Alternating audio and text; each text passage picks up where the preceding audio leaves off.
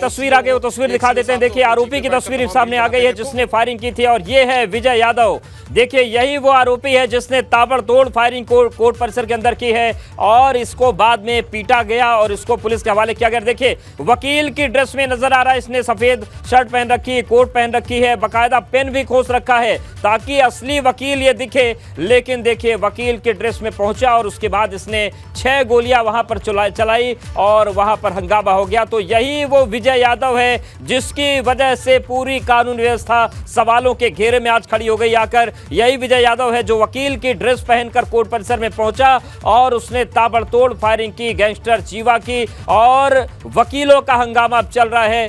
तो ये पूरी तस्वीर है। वीरेश पांडे लगातार हमारे साथ बने हुए हैं। वीरेश जी, विजय यादव की तस्वीर भी सामने आ गई है जिसने इस पूरे कांड को अंजाम दिया। एकदम वकील की वेशभूषा में पहुंचा है और अब वही सवाल वकील भी उठा रहे हैं कि कोई भी आ जाएगा कल को और बड़ा कांड हो जाएगा।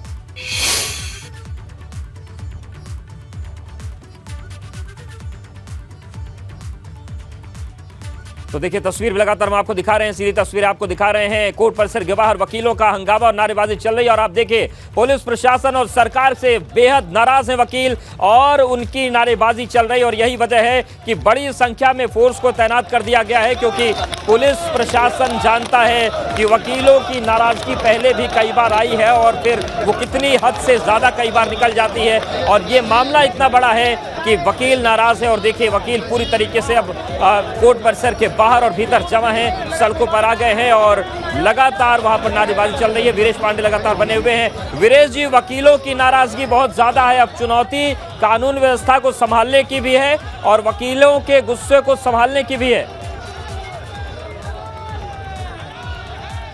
देखिए अवधेश, जो आपने कहा कि कानून व्यवस्था की बात है, प्रशासन की बात है, उसके खिलाफ नारेबाजी लगातार की जा रही है। संजीव जीवा कोई सामान्य अपराधी नहीं था, बल्कि ब्रह्मदत्त द्विवेदी कहा जाता था कि कल्याण सिंह की सरकार में बहुत ही मजबूत कैबिनेट मंत्री थे। ब्राह्मणों के सबसे बड़े नेता भारतीय जनता पार्टी में माने जाते थे ब्रह्मदत्त द्विवेदी। ब्रह्मदत्त द्विवेदी की बड़ी छवि थी। कहा जाता है कि जो गेस्ट हाउस कांड हुआ था उसमें मायावती को बचाने वाले शख्स का नाम था ब्रह्मदत्त द्विवेदी। ब्रह्मदत्त द्विवेदी फर्रुखाबाद के बहुत बड़े नेता, आज उनके खुद भतीजे जो है प्रांशु दत्त द्विवेदी जो हैं वो युवा मोर्चा भारतीय जनता पार्टी के प्रदेश अध्यक्ष हैं, एमएलसी भी हैं, और उनका एक बड़ा कद रहा है ब्रह्मदत्त द्विवेदी का।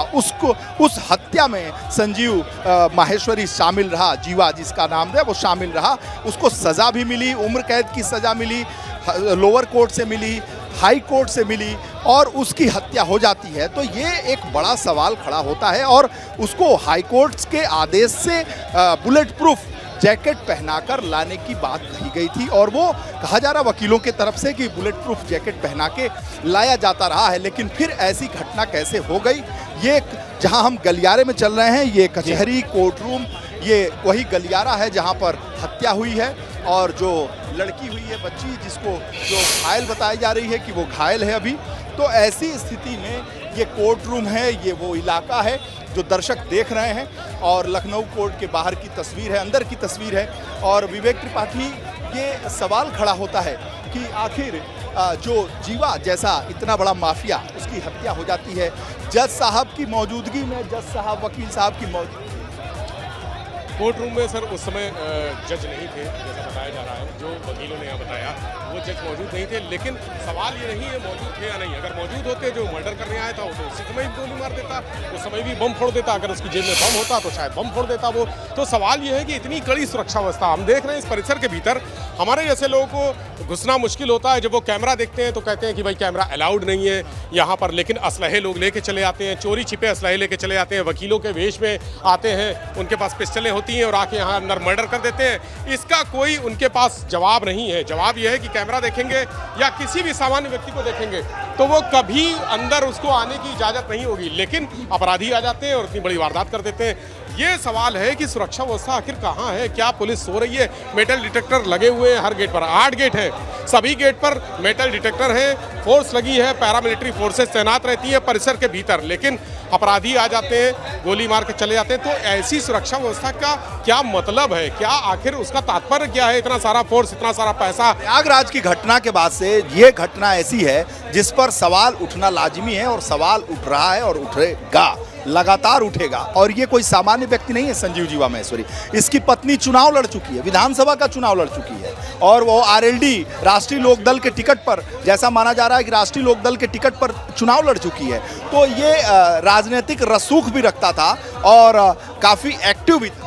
मुख्तार अंसारी का साथी था और ये कहा जाता है यूपी में जो AK-47 से जो मर्डर हुए शुरुआती दौर पे, उसमें ब्रह्मदत्त द्विवेदी का नाम था। AK-47 से गोलियां चलाकर उनको मारा गया था। ये बहुत बड़ी वारदात थी, पूरा प्रदेश हिल गया था, यहाँ के पूरे मंत्री, सरकार हिल गई थी उस समय जब ये घटना हुई थी। ब्रह्मदत्त द्विवेदी हत्याकांड आज भी लोगों को याद है। जो संजीव जीवा की पत्नी है मुजफ्फरनगर की सदर विधानसभा सीट से, जहाँ से मुजफ्फरनगर से इस वक्त कपिल देव अग्रवाल मंत्री पिछली सरकार में भी रहे, इस सरकार में भी रहे, तो वो 2017 में जब योगी सरकार पहली बनी थी, उसमें वो 2017 में राष्ट्रीय लोकदल जयंत चौधरी, अजीत सिंह उस समय जिंदा थे, उनकी पार्टी से ये प्रत्याशी भी बनी थी। तो ऐसे ऐसे माफियाओं, ऐसे ऐसे बदमाशों की पत्नियों को, उनके घर वालों को टिकट भी दे दिया जाता है। टिकट दे दिया जाता है। संजीव जीवा के पास पैसे की कोई कमी नहीं थी, जेल में रह के भी उसका अपना साम्राज्य था, उसके अपने धंधे चल रहे थे, उसका गैंग काम कर रहा था, तमाम वसूली के मामले चल रहे थे, सुपारी किलिंग चल रही थी, उसके पास पैसे की कमी नहीं थी, बहुत सारा पैसा था और वो चाहता था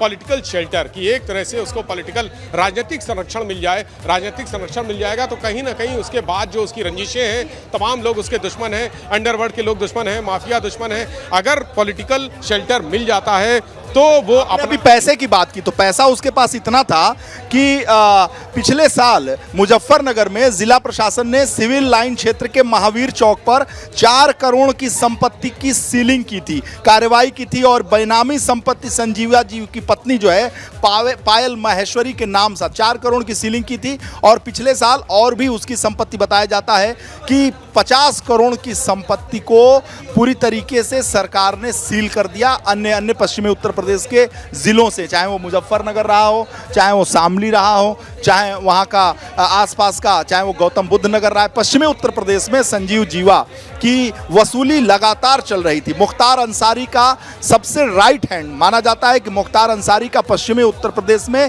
प्रतिनिधि के तौर पर संजीव जीवा काम करता रहा। और ऐसे में ऐसे कुख्यात जिसने ब्रह्मदत्त द्विवेदी की हत्या की, ब्रह्मदत्त द्विवेदी से कहा जाता है कि बहुत ही पोटेंशियल के नेता थे, वो भविष्य थे उत्तर प्रदेश के। कहा जाता है, जो राजनीति के जानकार हैं कहते हैं कि ब्रह्मदत्त द्विवेदी जिंदा होते तो वो मुख्यमंत्री बनते अगर सरकार भारतीय जनता पार्टी की बनती।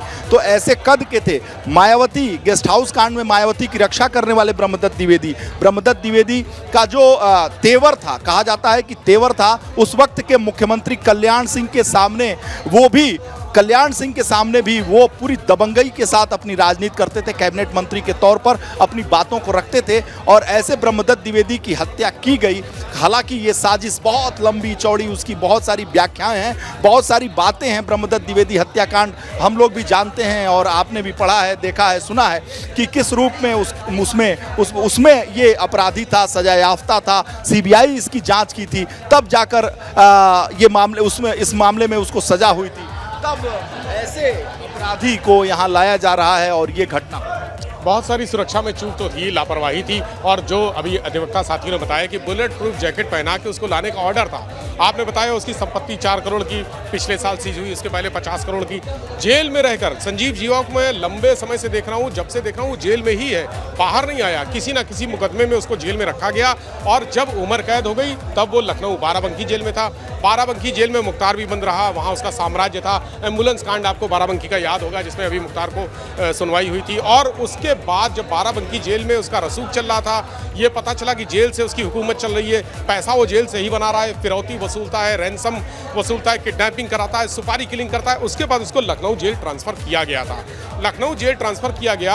अब लखनऊ जेल में जो व्यवस्थाएं हैं, आपने देखा चित्रकूट जेल में किस तरह का अब्बास अंसारी और रेखा अंसारी की मुलाकातें हो रही थी। मुख्तार के परिवार को सुविधाएं देने के गंभीर आरोप लगे जेल के अधिकारियों पर, आला अधिकारियों पर। संजीव जीवा को भी यहाँ पर ऐशो आराम कहा जा रहा है कि मिल रहा था, सुख सुविधा से रखा जाता था, लेकिन उसकी मौत की साजिश रची जा रही थी, लोगों को मालूम था।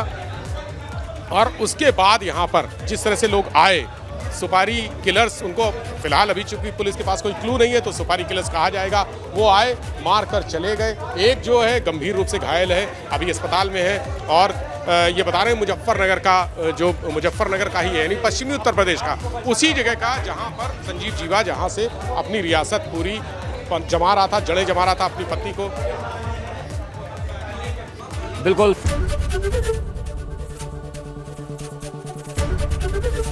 एबीपी गंगा, खबर आपकी, जुबान आपकी।